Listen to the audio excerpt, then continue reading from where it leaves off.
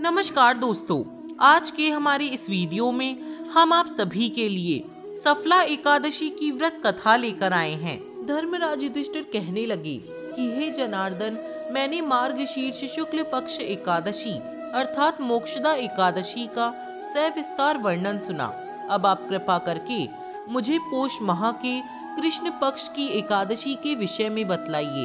इस एकादशी का क्या नाम है तथा इसके व्रत का क्या विधान है, इसकी विधि क्या है, इसका व्रत करने से किस फल की प्राप्ति होती है। कृपया यह सब विधान पूर्वक कहिए। भगवान श्री कृष्ण बोले, पोष माह में आने वाली इस एकादशी का नाम सफला एकादशी है। इस एकादशी के दिन देवता श्री नारायण की पूजा करनी चाहिए। जिस प्रकार नागों में शेषनाग, पक्षियों में गरुड़, सब ग्रहों में चंद्रमा, यज्ञों में अश्वमेध और देवताओं में भगवान विष्णु श्रेष्ठ है, उसी प्रकार व्रतों में एकादशी का व्रत श्रेष्ठ माना गया है। जो मनुष्य सदैव एकादशी का व्रत करते हैं वे मुझे परम प्रिय हैं। इसका महात्म्य मैं तुमसे कहता हूँ, ध्यान पूर्वक सुनो। एक समय की बात है, चंपावती नगरी में एक महिष्मान नाम का राजा राज्य करता था। उसके 4 पुत्र थे। उन सब में लुम्पक नाम वाला बड़ा पुत्र महापापी था। वह पापी सदा ही पर स्त्री और वैश्य गमन तथा दूसरे बुरे कामों में अपने पिता का धन नष्ट किया करता था। वह सदैव ही देवता, ब्राह्मण एवं वैष्णवों की निंदा किया करता था। जब राजा को अपने बड़े पुत्र के ऐसे कुकर्मों का पता चला तो उन्होंने उसे अपने राज्य से निकाल दिया। तब वह विचारने लगा कि कहाँ जाऊं, क्या करूं। अंत में उसने चोरी करने का निश्चय किया। दिन में वह वन में रहता और रात्रि को अपने पिता की नगरी में चोरी करता तथा प्रजा को तंग करने और उन्हें मारने का कुकर्म करता। कुछ समय पश्चात सारी नगरी भयभीत हो गई। वह वन में रहकर पशु आदि को मारकर खाने लगा। नागरिक और राज्य के कर्मचारी उसे पकड़ लेते, किंतु राजा के भय से छोड़ देते। वन में एक अति प्राचीन विशाल पीपल का वृक्ष था। लोग उसकी भगवान के समान पूजा किया करते थे।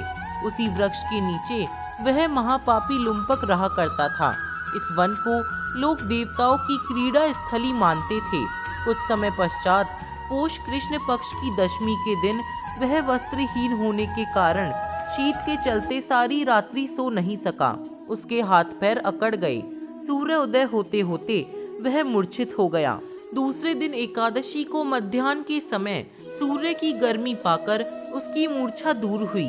गिरता पड़ता वह भोजन की तलाश में निकल पड़ा। पशुओं को मारने में वह समर्थ नहीं था, अतः पेड़ के नीचे गिरे हुए फल उठाकर वापस उसी पीपल के वृक्ष के नीचे आ गया। उस समय तक भगवान सूर्य अस्त हो चुके थे। वृक्ष के नीचे फल रखकर कहने लगा, हे भगवान, अब आपके ही अर्पण है ये फल, आप ही तृप्त हो जाइए। उस रात्रि को दुख के कारण उसे नींद नहीं आई।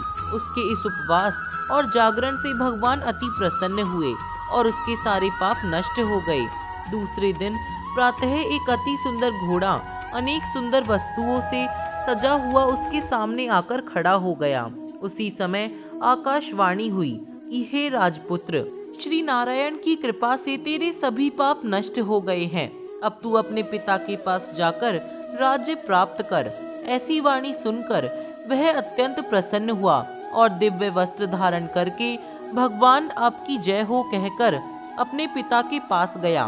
उसके पिता ने प्रसन्न होकर उसे समस्त राज्य का भार सौंप दिया और स्वयं वन के रास्ते चले गए। अब लुम्पक शास्त्र अनुसार राज्य करने लगा। उसके स्त्री पुत्र आदि सारा कुटुंब भगवान नारायण का परम भक्त हो गया। वृद्ध होने पर वह भी अपने पुत्र को सारा राज्य का भार सौंपकर वन की ओर चला गया और अंत में वैकुंठ को प्राप्त हुआ। अतः जो मनुष्य इस परम पवित्र सफला एकादशी का व्रत करते हैं उसे अंत में मुक्ति मिलती है। जो नहीं करते वे पूंछ और सींगों से रहित पशुओं के समान है।